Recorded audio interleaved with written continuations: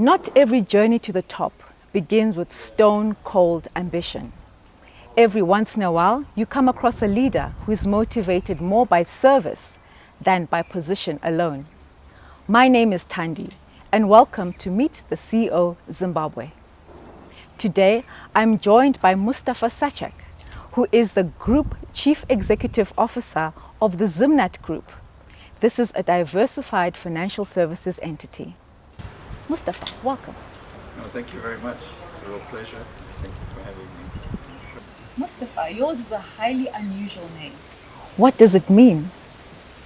Mustafa actually means the chosen one.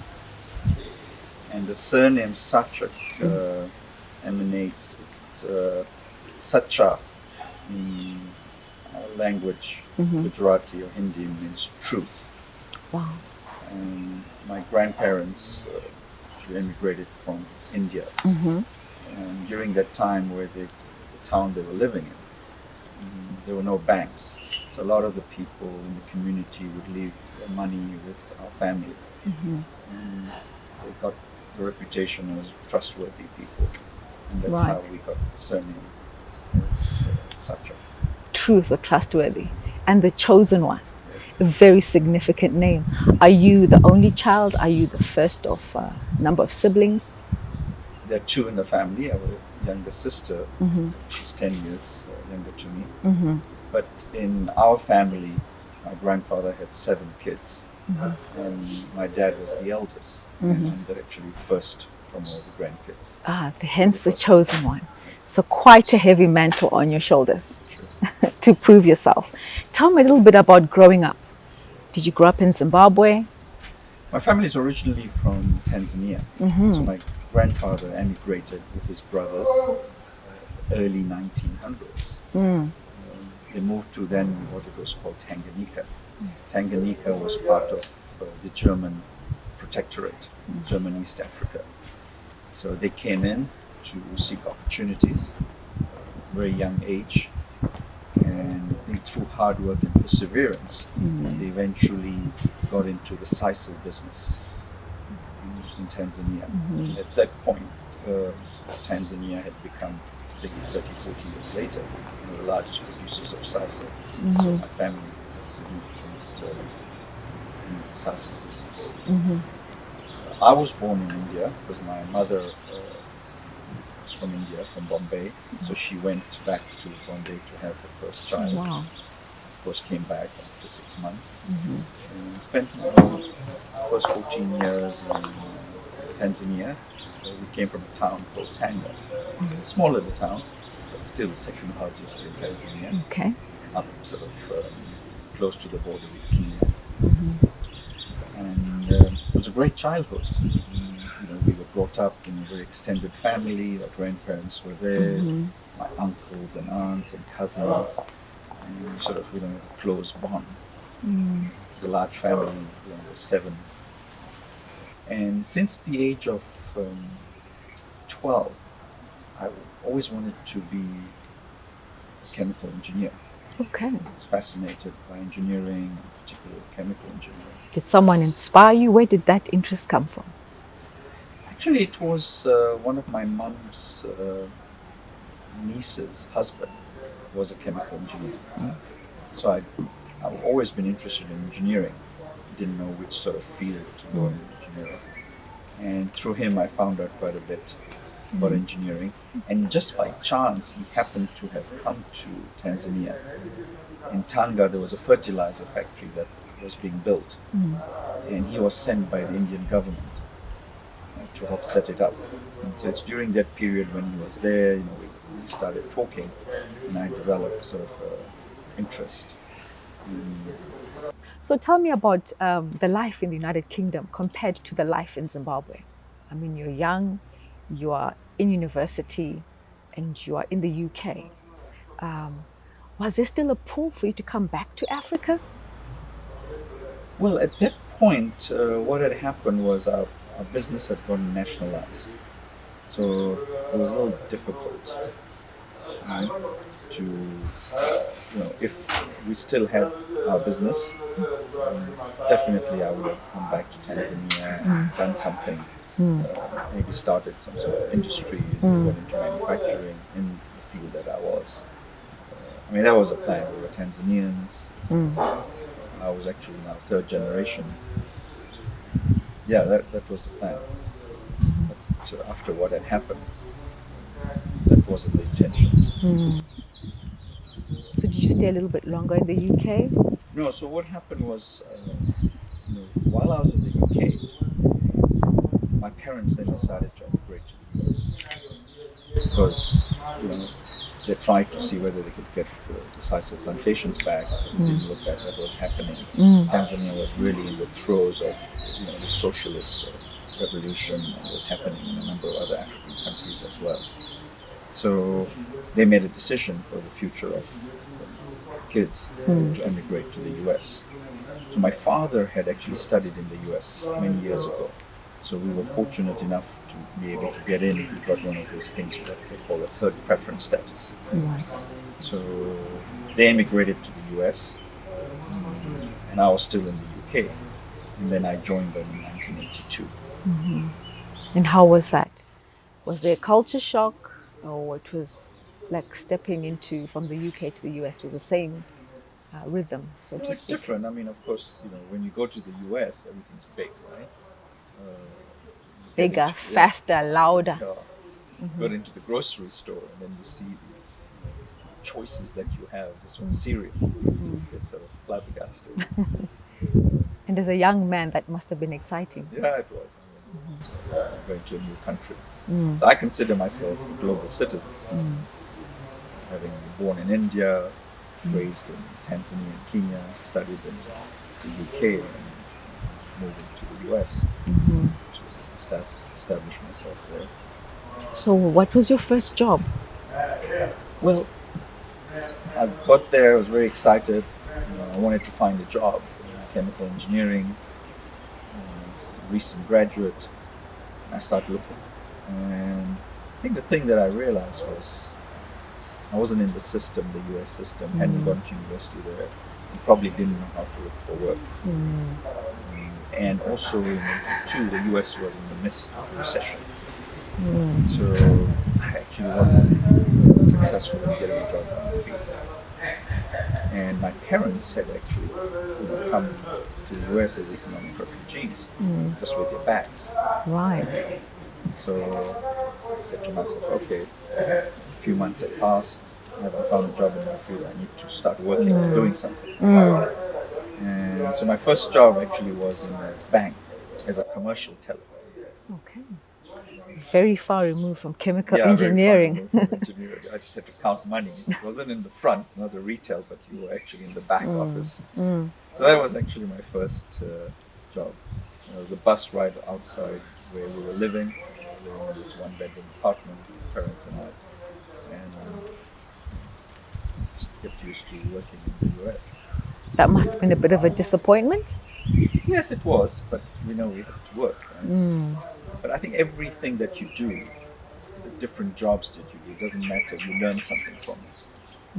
Then you appreciate what you have. It's part of the journey. Yeah, it's part of the journey. It's part of the growing up. So That's what then eventually makes you the leader that you are. So from being being a teller, back office teller, to how did your career progress from then on? Yeah, so then the next job that I took was like an assistant manager at Burger King. I'm sure you know what Burger King is. Yes. It lasted for about a year or so. I just realized, no, this is not for me. You're not flipping burgers, were you? Well, yeah, sometimes I had to. I was an assistant manager. People didn't show up to work. You actually had to flip burgers. Right? Okay. So it's an interesting story. I remember one day, because it was one of the Burger Kings that was actually open 24 hours. And when I was working on the night shift, one day we only had like 2 people who showed up. Right? And one guy was flipping burgers, and one person was actually attending to the register, and I was attending to the drive-through. And the burgers were not coming. Fast enough, yeah. Yeah. So I went there, and this guy was actually asleep, standing up. Right? Really? Instead of flipping burgers? Instead of flipping burgers. And I said, what's going on? He says, well, this is my second job. All right. And I'm so tired. So I said, hey, why don't you go into the car, slip it out. In the meantime, we'll manage. Right? Are there some principles of leadership which have carried you through the years as well, which you can share with us from that incident? Yes, it's about when that incident came.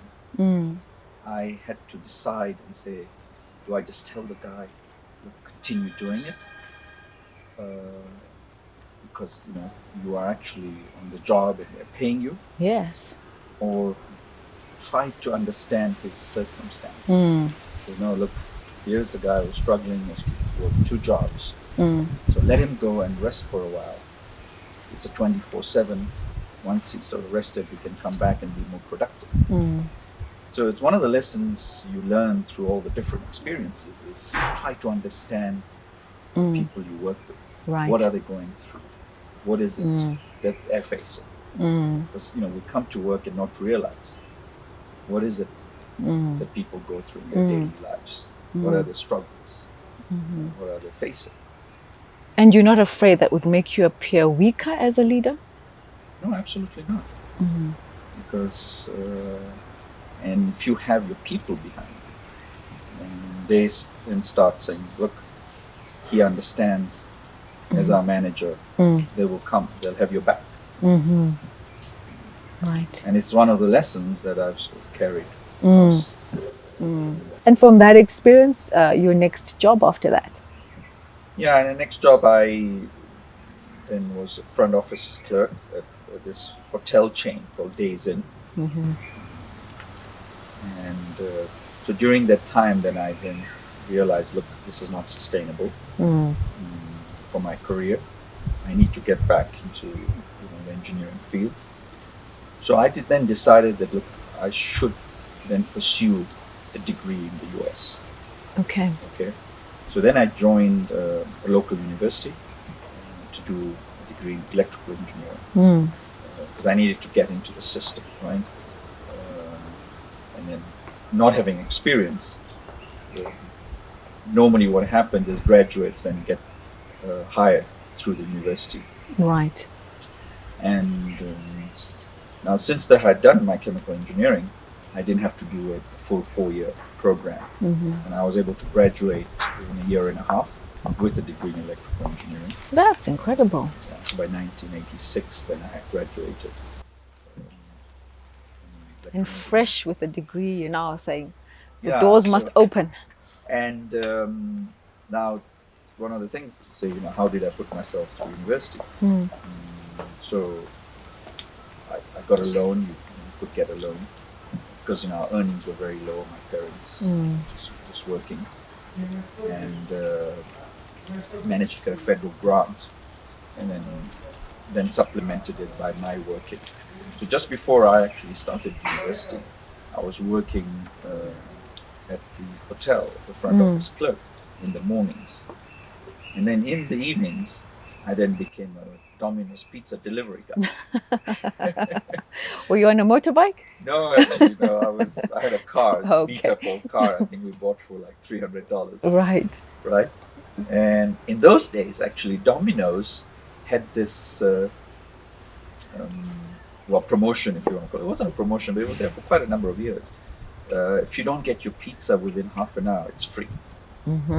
So we used to live in Fort Lauderdale, in Florida. Now, Fort Lauderdale has a lot of intracoastals. So what would happen sometimes, if you get really busy, right? I mean, Friday or Saturdays when it gets really busy, getting a lot of calls for pizza delivery. Because it was just a pizza delivery place. You couldn't go and eat there. Okay. So if the intracoastal opened up because a boat was passing, then you would miss your time. Oh boy. Right. So sometimes what would happen, it would be more than half an hour. So you go there, deliver, the guy says, hey, you passed it, and it's free. And what used to happen inadvertently, the guy felt bad for you, so you'd give you a larger tip. Oh, Right? so you'd get a free pizza and get and Well, give out a tip. he or she, the person that you delivered to, because that was The promise the that promise that we gave, right? Half an hour, it's free. And they felt bad for me. It's okay, here's, here's a tip. So you probably made a lot more from tips than anything else. yeah, it was. Yeah. That's how. Yeah. So and then you you realize, look, I have to go to college. My parents couldn't afford it because we'd lost everything. So it was in the US allowed you to do that, right? That was a great thing about the US. It was up to you. So then I So put you're learning myself through. principles of financial management as well, saving Yeah. all the pennies for university, as well as time management, because there's consequences to being late. Right. It was, yeah. But sometimes you couldn't help it, right? Yeah, sure. It wasn't like you deliberately wanted to be late. Absolutely. It would cost the company.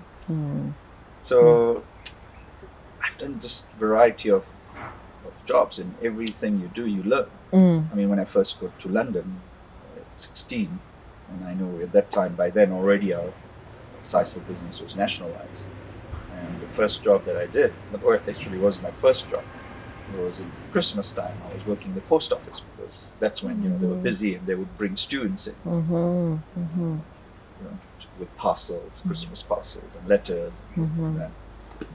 So you had to work your way through life. You couldn't rely on money from parents. Yeah. I mean, there was a little bit only. I mean, I have to give credit to my parents. They did a lot, they sacrificed a lot. But then I had to work as well. So, I did a number of other jobs as well. During the summer we did jobs. The first year in London, I was a painter. Okay. I painted how to paint.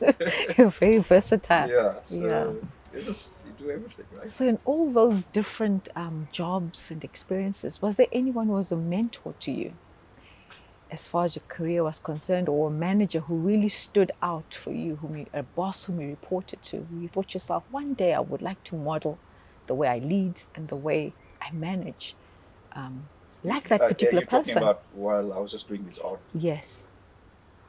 I think there were. I mean, I can't right now. It's been so many years. Okay, yeah. Pinpoint. I mean, okay, later on, yes. Later on, yes. When I really started my sort of career, yeah. Sure. Please take us through your career after that. Yeah, so I joined when I graduated. As I say, I was fortunate to get a job at Motorola. Motorola at that time was actually at the forefront of the sort of communication and electronics sort of technology revolution. They were pioneers in paging business. You remember, before people used to have pagers to communicate. And they were also the pioneers in mobile technology. The first mobile phone was actually invented at Motorola. It was this thing called the Dynatech. This looked like a monster, right? And I remember those foldable phones as well, yeah, right? but that came later. Later, Motorola. Yeah. And so I joined as a process engineer, and my chemical engineering also helped when they were interviewing me. So the combination of the chemical engineering and the electrical engineering. And I was assigned to one of these factories in Florida. It was microelectronics. We used to supply parts to the different divisions in Motorola. And great time to be there. A lot of growth. We're very busy. Factory was running 24/7. And my job was to support a number of products, make sure the processes were running smoothly. And here I was with a number of technical degrees, and I was said, okay, go fix some of these problems, right? And one of the most interesting lessons that I learned, it doesn't matter whether you've got a PhD or whatever, the problems that I actually fixed were not just because of my technical knowledge. Right. I was actually working with the people in the factory. Right. Right? Going to the factory, you had to be hands-on, to roll up your sleeves, sit with them, and the solutions that we came up were together. And you'd be amazed to see that here's someone, because what would happen is, here's someone who's in the factory, and you just say, okay, just come and do this. We don't want you to bring your brains. Right? Exactly. Yeah. But Motorola had changed it and said, no, work. Right? We had a system called I Recommend, where we get people to say, okay, tell us what are some of the issues. So I actually was able to solve a lot of problems. And in just 2 years, I became a senior process engineer. And that's where you learn the value of collaboration. Oh, right. The value of asking people for input, regardless of what their position was. right? Mm. Showing respect to them. Mm-hmm. I mean, there were one or two problems that are actually not only me, but people before me were just not able to solve, Mm. right? And we tried all kind of technical things. We changed the machinery. We changed this. This lady comes and says, "I think we should try something like this." So I said, "Okay, let me check from a technical standpoint we can do." It was such a simple solution. Right. I mean, it saved And it us worked. and it worked, Mm. right? Until you actually have to go and change the design, but it worked. Mm-hmm. So So I love that, trying to harness as many ideas and information from different people yeah. at any point in time. And you've Got got to it. be open to it, right? You've got to Yes. be open to it because that's difficult. People say, "No, I'm the expert or I'm the domain expert in this area," and you have to be open to it and consider it. So Mustafa, what's your take on leadership going forward? The world is changing, so how should leaders also adapt? Look, the world's moving at a very rapid pace. I, because of my learnings, I try and keep up. Not try, I keep up. And I'm sort of just amazed as what's happening out there. Mm. And the COVID-19 actual pandemic has accelerated the change. So what you're finding globally is companies who had digital transformation on the table, and they were thinking about it. They're no longer thinking about it. That actually made it happen. It's accelerated the pace of digitization, the change that's going on, right? And we have to do it here in this part of the world, right? We have to make that leap. We have to be at the forefront because our customers are demanding it. If you look at our demographics in this country, close to 65% is Gen Zs and millennials. They want to interact with us in a very different way. Not interested in coming to our office, filling out forms. Now we have these, we're archaic in some of these things in the insurance industry, right? When there's a claim or they have to be paid, they want to be done instantly, right? So we are driving this. We made a push. We've also now decided that we're going to change our mindset. We brought in a chief digital officer. We're bringing in data analyst. We actually have full-time data analysts. 3 data analysts who are full-time with us. Okay, and we're putting these investments in our own way here, right? So there's certain things we can't do here because our limitations in terms of financial constraints, in terms of getting foreign currency and things like that. But there are ways you can still do it. And it's also the thinking. The millennials want to be managed differently. Okay? They just don't want to be managed in the hierarchy. And so we did a study of our population, our demographics in the company. And you'll be surprised. It actually is exactly countries. We have almost like 70% of our population of staff. So in about 10 years or so, it's going to be 90%. And we just can't manage the way we are. Right? So we've got to change all of that stuff. We've got to become a fully digitally enabled organization. And I'm happy to say that we've started the journey, trying to get everybody excited about it. The youngsters are excited. We've got strong digital marketing presence, and you'll be amazed at how people just now want to converse with you through digital channels. So that's the exciting part. So I have this burning desire to build sustainable businesses that are going to be dominant in our respective markets. That's what's driving me. And talking about leadership aspect, my primary role now is to make sure we form successful leaders across the entire organization. Because they are the only ones who are going to take us to where we want to. Right? You know what happens in a lot of organizations when you've got a leader who's sort of charismatic, powerful, things go well.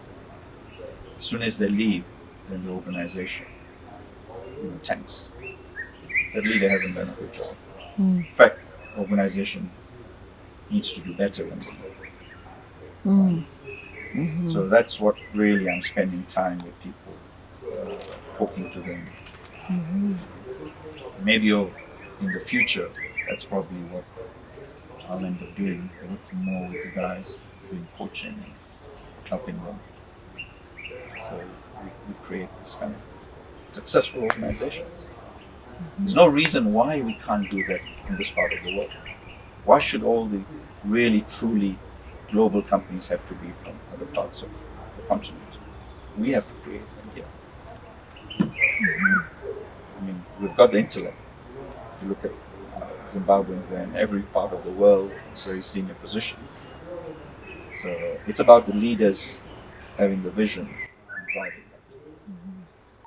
That has been a very interesting and fascinating discussion with the Group CEO of the Zimnat Group, Mustafa Sachak. Everything does indeed rise and fall on leadership. My name is Thandie. Until we meet again, have a pleasant viewing.